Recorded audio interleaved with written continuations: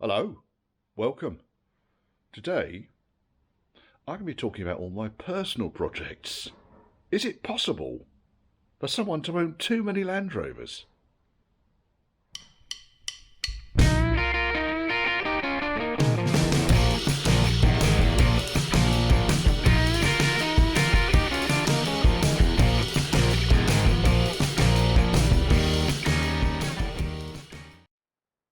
Well, I'm actually at the tail end of quite a momentous is probably the wrong word. Exhausting, that's the word I'm looking for. Exhausting week of shifting all of my project cars from Devon up to my unit here in High Wycombe, near High Wycombe.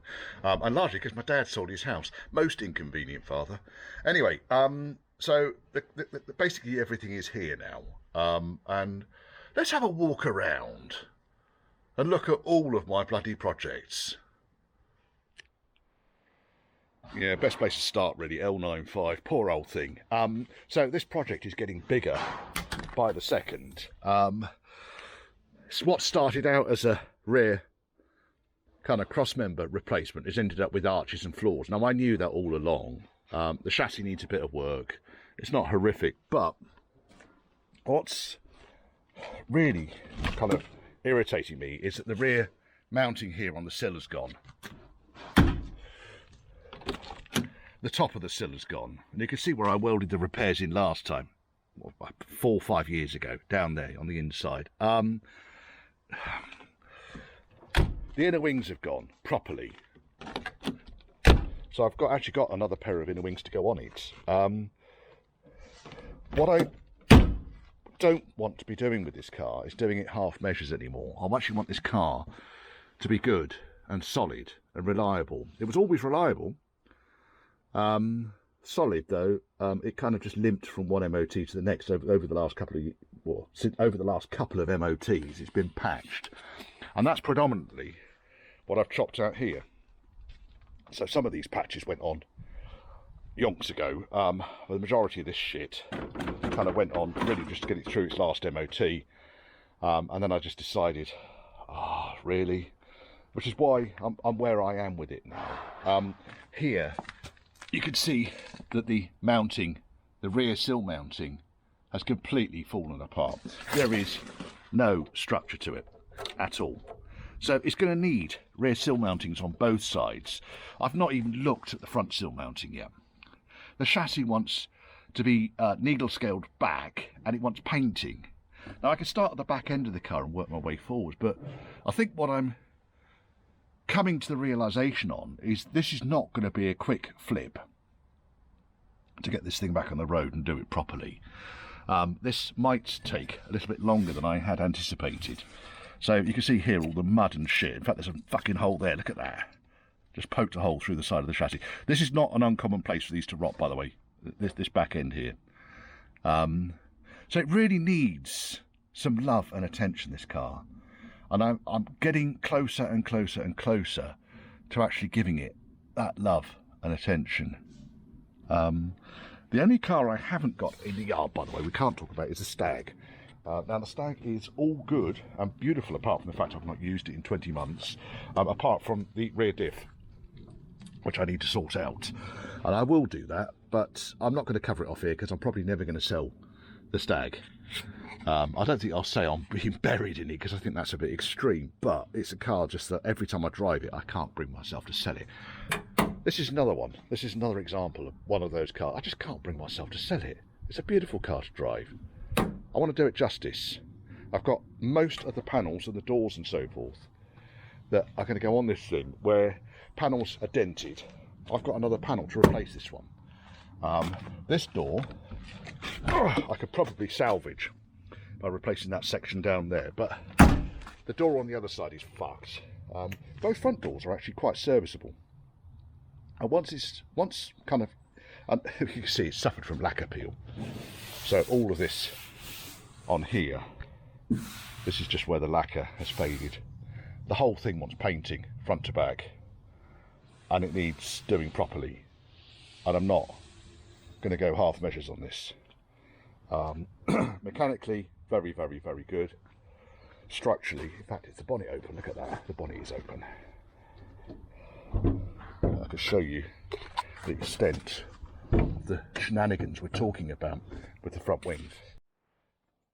There's bits of old fridge that I've popped in there. Now, there's a big debate out there about whether these things are structural or not. I believe that they are structural on this side, where the brake and so forth is attached. As you can see, the brake isn't really attached.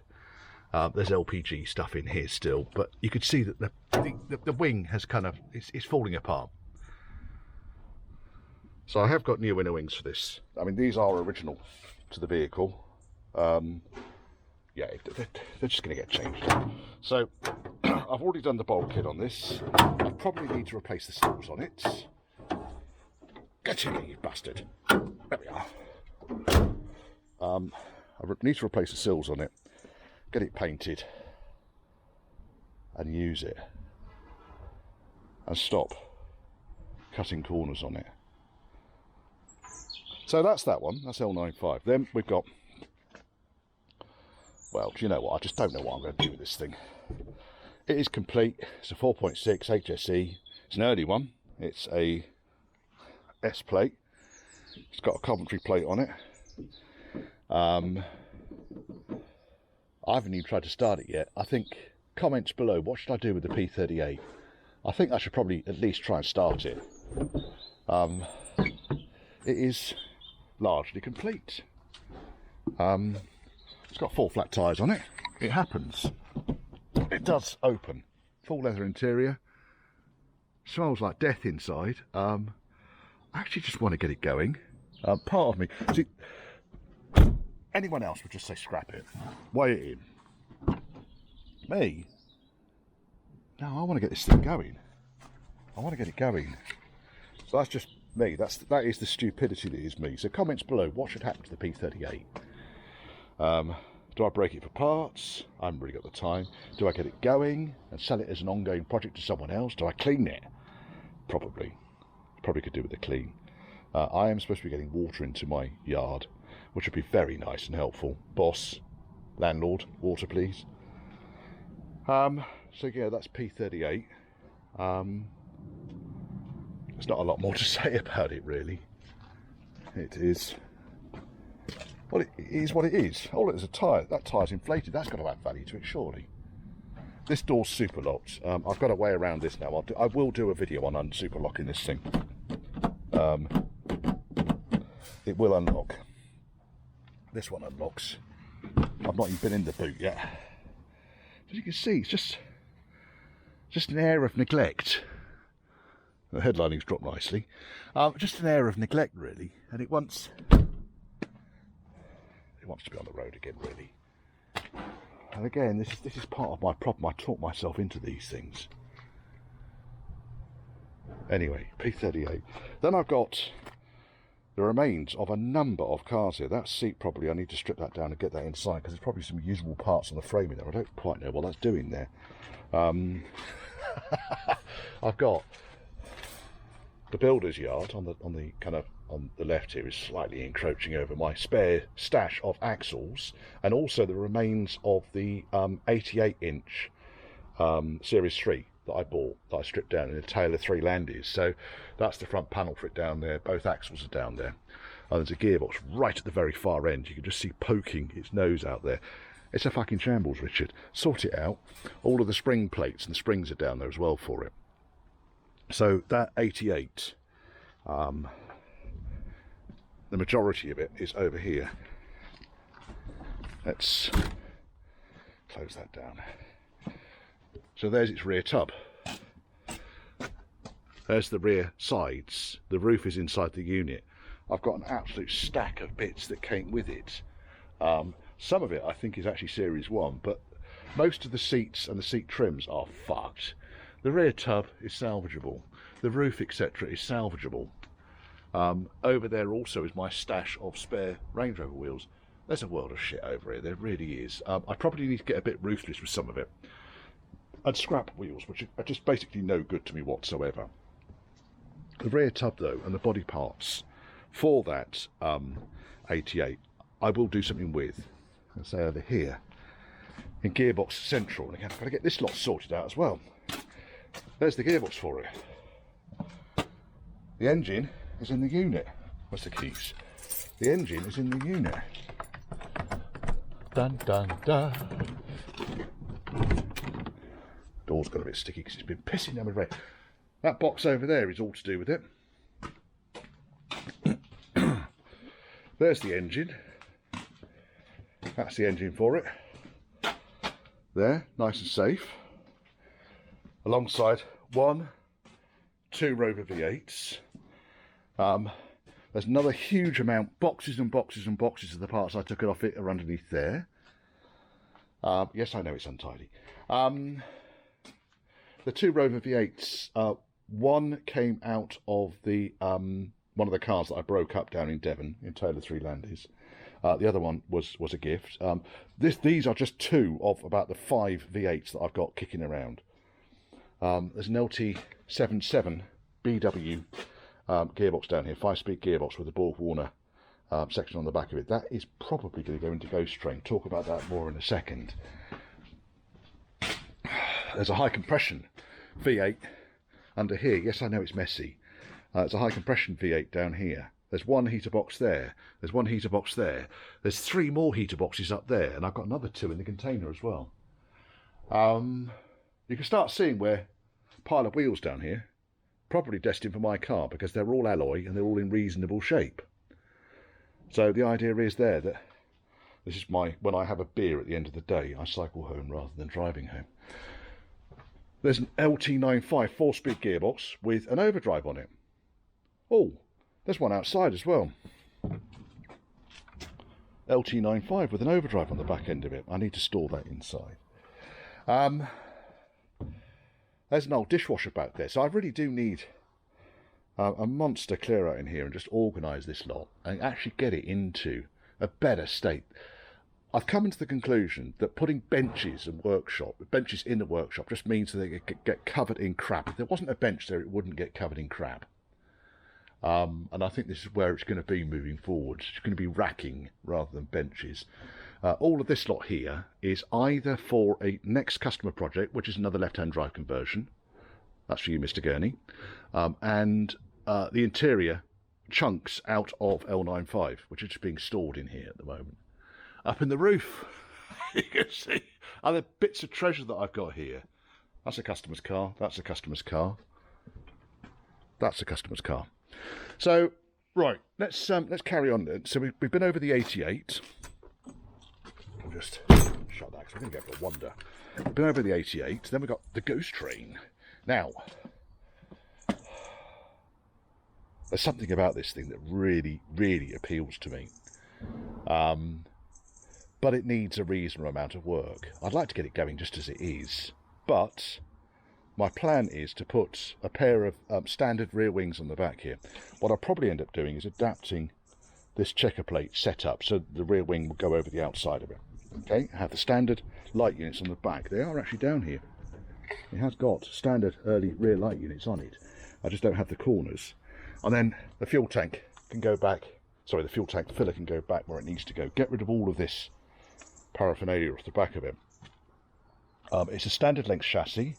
It's in largely really good shape. It's an R Reg 1976. Okay, so the checker plate's been put over the top of the original sills. It all needs cutting out. You can see here some very dubious welding going on around it. And the idea with this really is to strip it down, take the body off the chassis. Inner wings are good on it. Doors are okay. Door frames are crap. Everything works on it. I shall insert here a video or a link to a video where I've actually been driving this thing around the estate. 200 TDI, and it is a 4-speed with overdrive on it. So 4-speed gearbox. There's the overdrive lever. Yeah, it's something that I could probably get this done quicker than I could get L95 done, because I want L95 to be honest, I want it to be like new. I want it to be usable, but I want it to be like new, and I'm just so disappointed with I let that car get into that state, and now I'm thinking I just need to take a couple of weeks out and finish that, but I just don't have the time. This, however, This could replace the Mitsubishi. I could even drive it with the paint being shit like that, but I'd rather it looked nice and represented my business. And then, you see, I'm then got a pickup which is reasonable to run, basic to maintain. There's nothing on these things that's particularly complicated, as you've seen from my channel. It's nothing that particularly daunts me. There might be something going on with the bulkhead mounting though, because that gap is all over the place. It does look a bit like a banana from the side, like it's sagging in the middle, which is kind of why I want to take it apart. I have got another bulkhead over here. It's over there somewhere, behind the, or underneath the 88 wing. In fact, there it is down there. You can see it through the gap. One bulkhead, and all of this stuff needs to be cleared up. Pile of scrap batteries.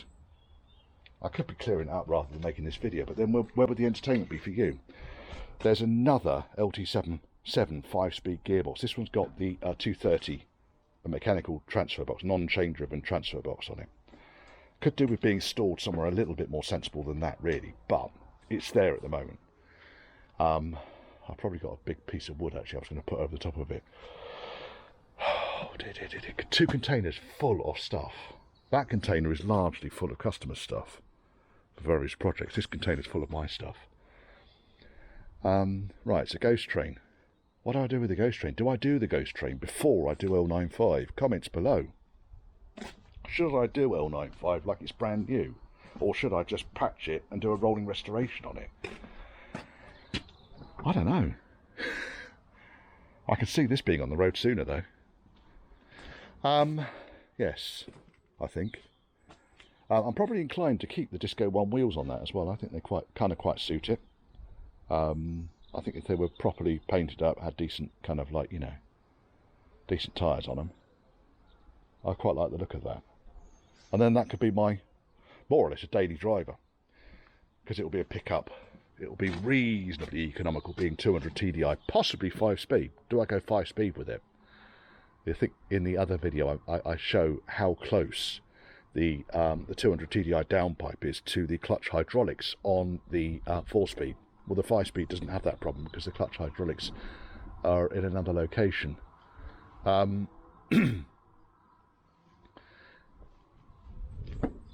if I do this one, yeah, then I can get rid of the L200. Now this thing has absolutely given sterling service this last week. This motor has done 1,600 miles, towing 4 Land Rovers. It's averaged about 21 to the gallon. It was doing about 25 to the gallon, just dragging a trailer empty, and about 19 to the gallon loaded up with a 1.5 ton of Range Rover on a trailer. It pounded up and down the M4, the M5, and really the only issue I had with it was that the washer bottle emptied out, and I didn't realise it had emptied out, and I've knackered the pump for the screen wash. But that was the only issue I had with this thing. It is absolutely barely used a drop of oil. Getting a lot of respect for this L200, but it's thirsty as fuck, and it's not a Land Rover, and it probably will go once I've got something else I can use instead. Now whether that's a rolling restoration on L95 or whether that's the ghost train, I couldn't tell you yet, or whether I just go and buy something else and just lose this. But the pickup function on it is really very useful. The ghost train would be shorter, by the way. This thing takes up an awful lot of space because it's twin cab. The load base in the back of the ghost train will be bigger than it is on the L95. Sorry, on the L200. L95, L2 is dig. On the L200. As you can see here, I've been, with my dad selling his house, I've been retrieving things. My missus was desperate for this fucking mushroom.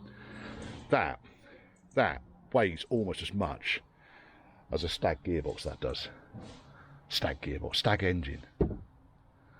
But it's been very, very, very useful, this thing. Absolutely, you know, it just plods on and on and on. And this car is 18 years old. This pickup is 2004. 18 years old. It didn't flinch. Now the interesting thing was that on petrol I would expect to do 18, 19 miles to the gallon on petrol. Yeah. That does 19 to the gallon towing on diesel. Diesel's more expensive. It would have been cheaper to use a V8, a Range Rover, to tow than this. But it did it basically with good grace, I would say. The cart springs on the back give it a bit of a choppy, bouncy ride. In fact, the ride is a lot better with that in the back, which is why it's still there. I might get Steve to go over this and just give this a good old kind of tidy up. It doesn't need painting. It probably just really wants polishing, cutting and polishing. It's still got all its original decals on it. I have basically, yeah, one of my customers has got first refusal on it. But there's a number of people that keep selling me, oh, when are you going to sell the L200? They're very, very, very popular, very reliable, these things. If I was hanging on to it, I would probably go underneath the underside of it and protect the chassis. It could do with end-to-end treatment on the chassis. It could do with perhaps some light scuffs and things. Just tidying up, but it's comfortable to drive. And so far, 99.9% reliable. Right, let's go and find the projects. So where the fuck do you start? Right, okay, we've got Series 3, Sandy the Landy, and 3 times a-suffix Range Rovers. Start Sandy the Landy. So this is the car I serialised at great length when I restored the bulkhead, etc, etc, etc. It's done nothing really since. It's going to need to come apart because the chassis is seriously compromised. Which I hadn't realised at the time, and then I'm inclined to actually do it up. Now, the $64 million question here is, do I flog the ghost train and use this? Well, as much as I kind of want to, it's a petrol 2.25 long wheelbase, and as versatile as it is, it's as thirsty as fuck. This will make the L200 seem quite economical. But it is all there. I'm just... Obviously, it's still full of crap from me moving things from my dad's. But fully fucking put together this was. And then I realised what an absolute bag of shite the fucking chassis was. So, it is what it is.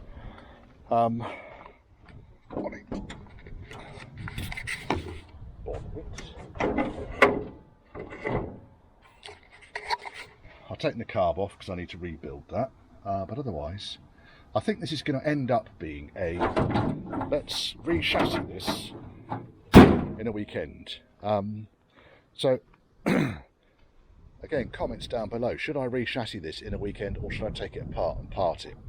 It's too bloody straight to part it out for the want of a chassis. Now that might be lunacy, I don't know. There is a ceiling on 109s. It's not a Safari, clearly, because it's only got 2 doors, but the van roof could come off it and a full-length canvas and tilt could go on it. So there is various options that can be done with this. If anyone wants it and wants to commission me to do, this is me, Church House Classics, or me, Richard Hudson, to do a chassis replacement on this thing in a weekend and wants to sponsor this and end up with the car, then fabulous. Could actually solve a number of problems in one go. As you can see, it's straight. Okay, it's tatty, but I kind of like the tatty. I've got 2 Series 3s at the moment. I've got this one, I've got the 88. Both need doing, both need chassis. Yeah, so that's Sandy. Then we've got the Lincoln Green. Now I know it's got a brown bonnet on it, and I know it's kind of like metallic green on the outside, but on the inside it is actually Lincoln Green. There we go, you can see on the inner wings at the back there. Now this is actually the most together of all of the a-suffix cars that I've got left in my own personal collection. I have got the proper steering wheel for it. What I was basically going to do was, these are the seats that kind of came with it. Oh, I know they're not Range Rover seats, but they're actually quite comfortable. I was thinking about possibly putting these in the ghost train. I don't know yet. It does shut. Ah, there we are. Front wing, well, I've got enough of those. You can get front wings, they're really not a problem, and the deck has got quite a lot of kind of prep and so forth off it. I suspect this deck is not original to the car. There's just too much bloody filler on it. Look at that. It's what happens when I start. Just bare burn right there. So it's had a deck replaced at some point. The roof has kind of started to peel, and you can see the original Lincoln green underneath there. Look at that. Someone's painted a metallic green over the top.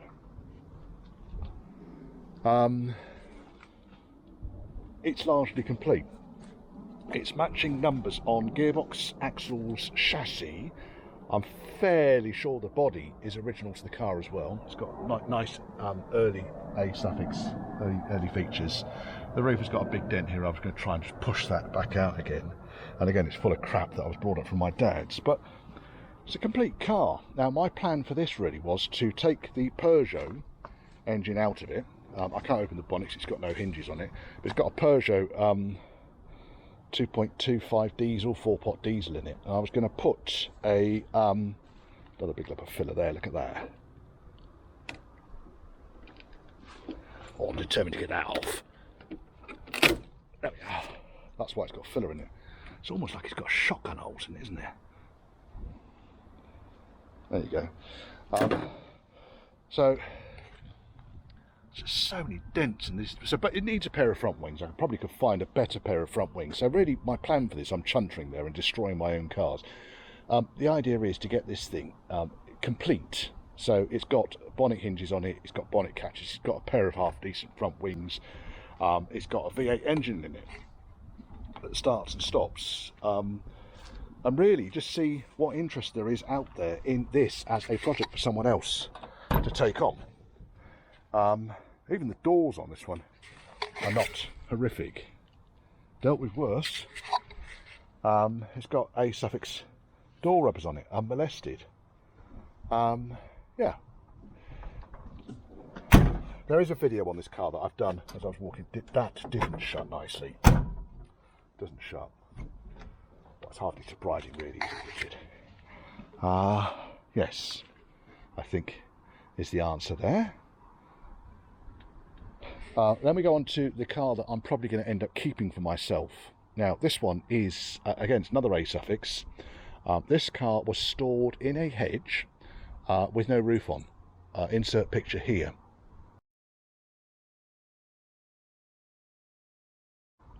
Parked next to that one, oddly enough. And, well, crazy things are. Yeah, original.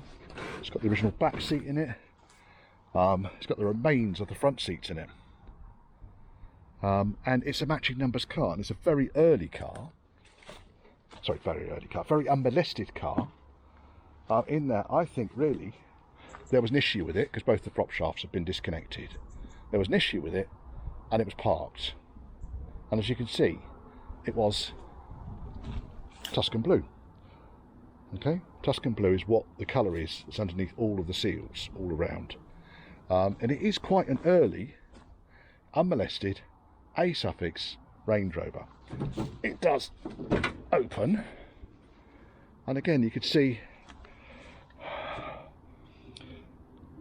okay, it had no roof on it for God knows how long. Anyone knows much more about this? I bought this from a customer of mine, Justin. He bought it from, I believe he bought it from Tim Hammond, and Tim knows this car. But this is the one I want to keep for me. So when this is restored, and I've got enough bits to get this thing back, when this is restored, this will be my car.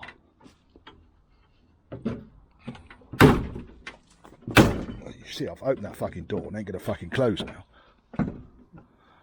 Ah, it's because the catches. There we are. Closed. Oh, that closed nicely. Door skin could do with a bit of love and attention, really, couldn't it? In fact, the whole fucking thing could do with a bit of love and attention. But, again, it's quite a straightened together car, considering how absolutely desperate it is. Now, I'll tell you one thing about this car, and that is the chassis is fucked at the back. There is really... there's nothing left of it. and I think that's just down to the grass and the crap that grew up around it. But again, you can see, I don't know what you can see. Maybe you can see something completely different from what I can see, but I can see something that needs to be saved. Now maybe I'm a complete fucking ham-fisted gibbon lunatic, but I can see something here that needs to be saved, and I will. This will be my car. And then we've got, yes, now this one, again, matching numbers, V8, gearbox, axles, chassis, and also body, is demonstrating all of the early signs that it is proper a-suffix. It's in a similar state of dereliction to the other cars. You like the Mark 1 wooden lower tailgate. There's the windscreen in there from the 88, various other panels that I brought back from my dad's. Yeah, it's difficult to know what to say about this one, really. What I'm probably going to do is I'm probably going to add value into this, really, by making the body side frames solid again. So if I was to put floors and arches in it, put sills in it, the inner wings at the front aren't bad, so actually get it so that it becomes a viable project for someone. There's a lot of people out there would say, just fucking scrap it, break it up for parts, but it's a matching numbers car. And I think because of that, I need to do something with it. Now, I've got the bonnet from Mr. Hammond's car that's probably going to go on it. This bonnet is that's just way too far gone. It does open. It does open. There we are.